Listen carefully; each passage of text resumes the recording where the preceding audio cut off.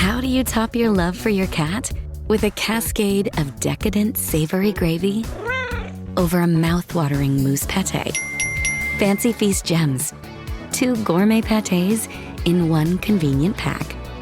Simply peel and plate to reveal a pyramid shape that makes eating delightful and pamper her with an experience as extraordinary as she is. Turn the everyday into the extraordinary with Fancy Feast gems.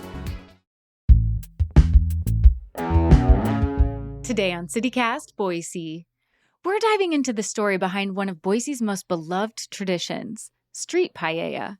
With Hialdi just around the corner, we're speaking to the man behind the pan, not just about recipes and techniques, but the pressure and joy of bringing Basque culture to the table. It's Thursday, July 24th. I'm Lindsay Van Allen, and this is what Boise's talking about. Joining me on the podcast is Tony Iguren, owner of the Basque Market. Thanks so much for taking the time to be here today. Thanks for having me. A lot of people might know you as the paella guy because they've seen you cooking on the street for years. What inspired you to start making paella on the street outside of the Basque Market? Well, we were trying to increase our Wednesday lunches at the Basque Market, and paella cooking classes and caterings for paella and such were very popular. And so we thought we would just try that at lunch. The market is very small, so we just kind of worked into, let's try it outside, and it just stuck. So the people just needed you to take it to the street. I think give them an opportunity to get fresh paella on a weekly basis, and I think that's what they needed.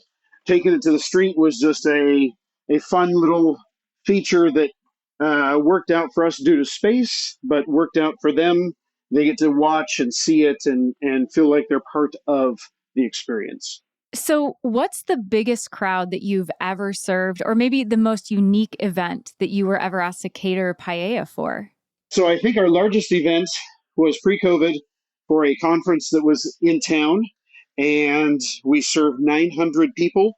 We had several pans going, took up the whole block, but everyone got served in under an hour. Wow. And that's probably our largest one-time sit-down type of a meal. During the festivals, of course, that's an all-day type of experience, and we'll serve more than that, but it'll be over a whole day. Yeah, you don't have to serve that many people in 1 hour. Correct. Last week, I got to watch you make paella on the street and feed dozens of people. And when I was there, you mentioned that you and your wife were both teachers before you owned the Basque Market, or, before you got this reputation for making paella. What made you decide to take a leap into something so completely different? How did that transition unfold? Yes. Before we had the markets, we were both teachers in our previous lives. My wife taught at Boise State in the art department, and I taught in Boise School District 7th grade math. So during weekends and after school and such, we found ourselves doing little caterings at the Basque Center and elsewhere around town. And we just started kind of doing a few more, and we were having fun with it. It was something different than our day-to-day. And we basically just kind of fell into the market. It was up and going for a few years, and we were able to kind of just step in and adjust it and make it fit our personalities. And we are 4 days away from starting year 19 of owning the Basque Market. Wow. Okay, well, Tony, now I have to ask, you've taught 7th graders and you fed lines of hungry crowds on the street at festivals. What group is harder to manage? So teaching 7th grade math, the students, they're kind of like customers, right? The students, they don't want what I'm selling them. They don't want 7th grade math. At the market, people come in and they are there because they want something. They want stories. They want history. They want food. They want beverage. They want something. So oftentimes it's easier to get the customer, the student, on your side a little bit quicker and easier because they're there because they want to be there, not because their parents or the state or anyone says that they need to be there. Yeah, and it was amazing to watch as you were cooking, and it was becoming more and more aromatic, and people were just flocking to your paella pan and to come talk to you and to come buy paella. I don't think seventh graders have ever flocked to math ever. Not while I was teaching it. They didn't. Well, and let's talk about your giant paella pan, because last week almost everyone who walked by or stood in line for paella commented on it. It's enormous. It's legendary at this point. Where did it come from? So we got our pans and the burners out of Spain. We've had them shipped over to us. They have been doing paella for hundreds of years. There's no way that I think we can duplicate or make it better. So we get traditional pans from over there. They send them over to us. And some of it is based on caterings and just like you were there at lunch. You need a big pan for maybe 100 people versus 10 little pans or what have you. Just some of that is just because of ease and ability.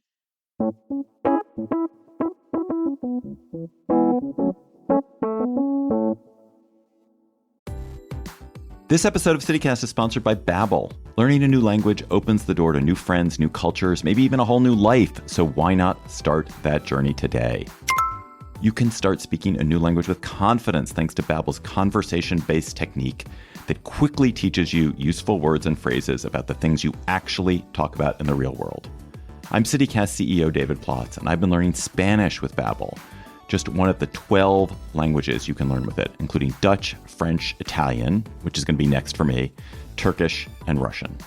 I love the interactive dialogues that Babbel has, which allow me to practice what I've learned right away, and also the speech recognition function, which makes sure I'm getting the pronunciation just right, which honestly, usually I'm not.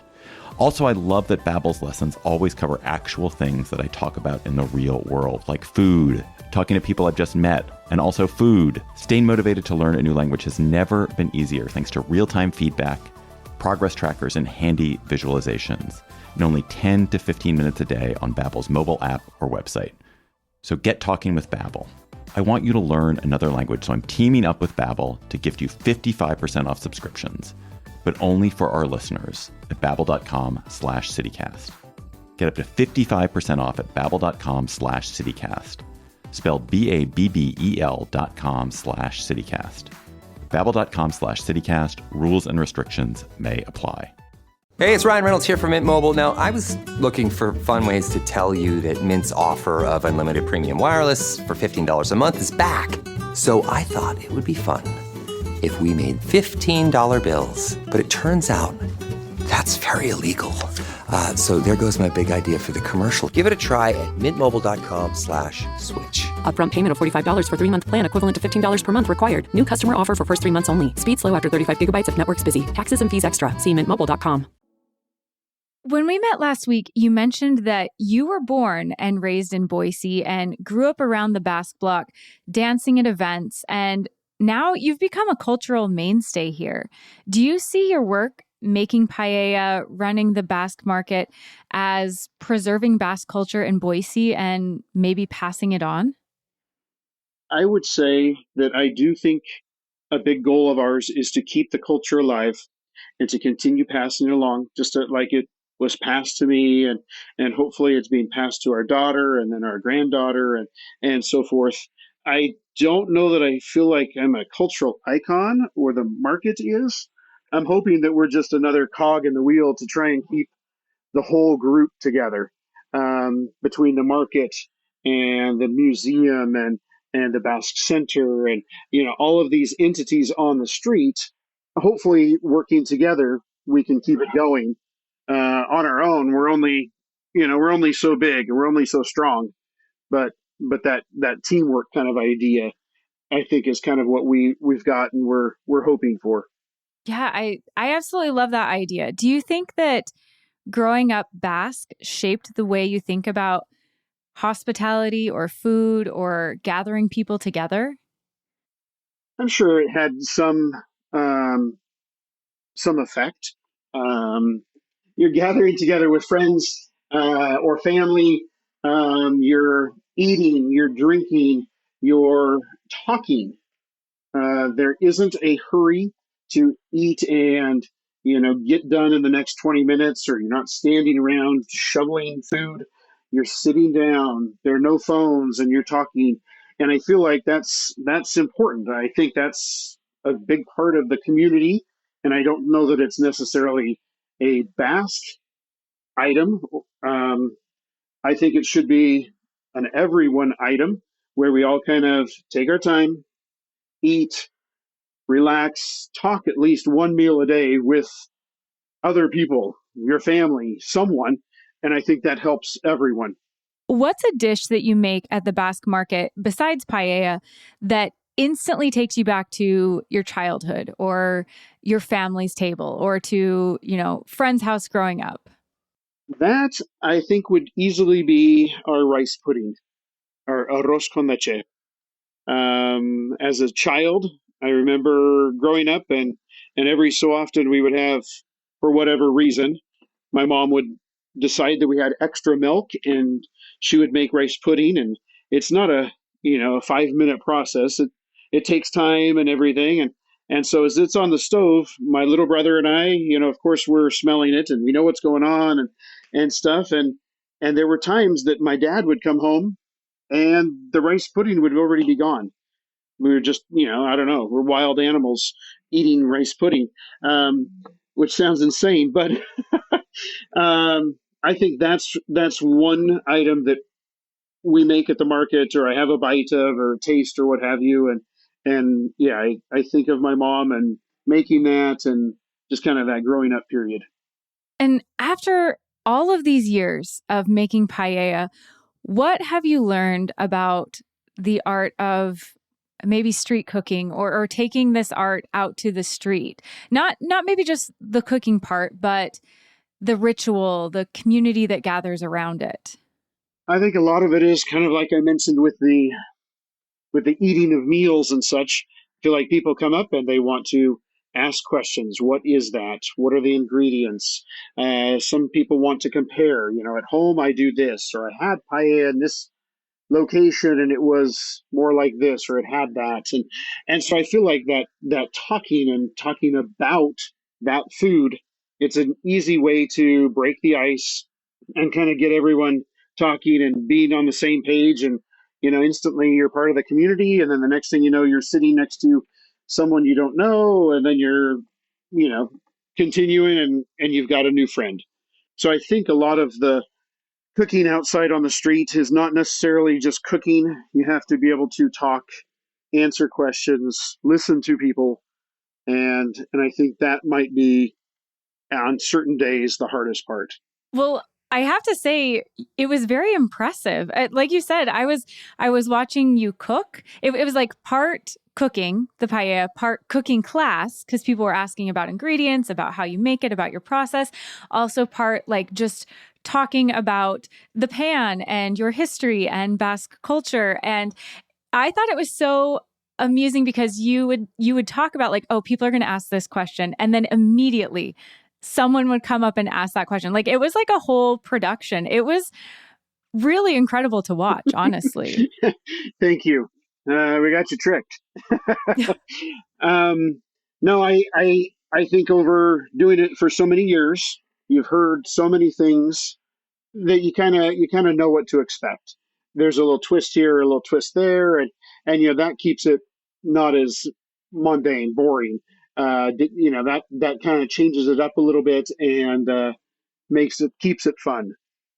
So with the Basque Festival coming up, you're about to be cooking paella nonstop.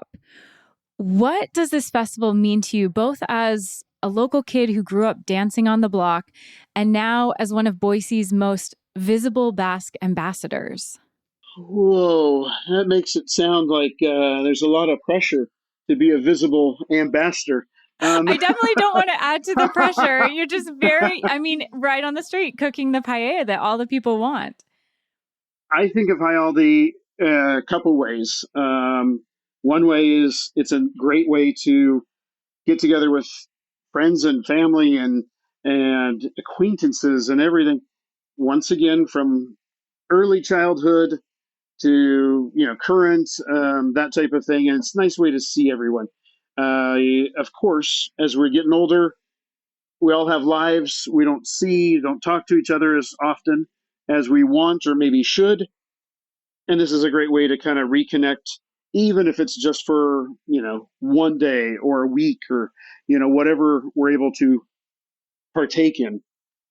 It also means kind of spreading and teaching, kind of like we're doing, I guess, on Wednesdays and Fridays at the market, where you're teaching and keeping your culture alive with people that are not familiar with it or are new to it. There are, it's amazing. There are people that I meet all the time that come up and they say, "Hey, you're not going to believe this. I'm Basque." And I say, "Oh, that's great." And they go, "Well, I just found out because I did a 21andMe and I'm 11% Basque." And so all of a sudden they're part of this club that they don't know anything about.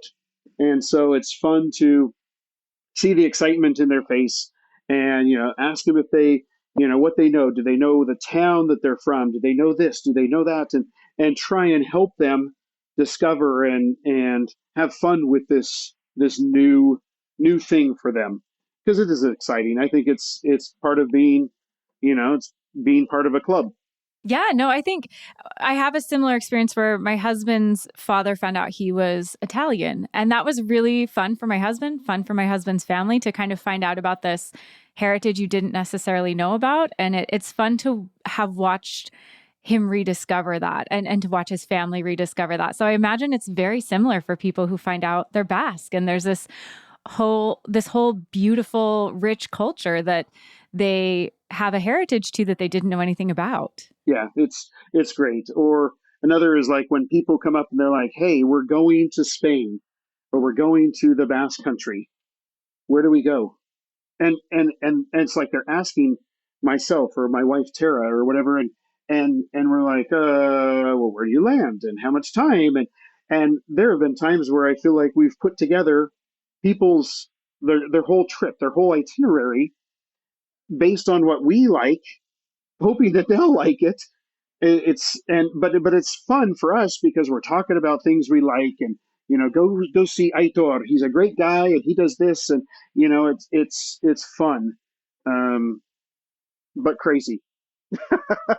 Is that potentially a new offering at the Basque Market? We can get a Basque country itinerary trip from you and your wife? Well, no pressure. I don't know if it's official or anything like that, but we have gone over with customers a couple times, taking small groups. We've taken our staff twice, and we actually have tickets for November with our staff to take them over again and introduce them to people also, that we sell their products or we think are important to what we do as a business. That way, when they come back, they can talk to customers and such. And they are, I want to say, our staff, when they're working for us, they are Basque, and they are Basque ambassadors too, even though they may not have that ancestry in me. Well, Tony, thank you so much. It was an amazing experience getting to watch you make paella, interact with the community, and then thank you so much for taking the time to come on the podcast today. You're welcome. This has been great, and hopefully we see you at the Basque Market again. Oh, you absolutely will.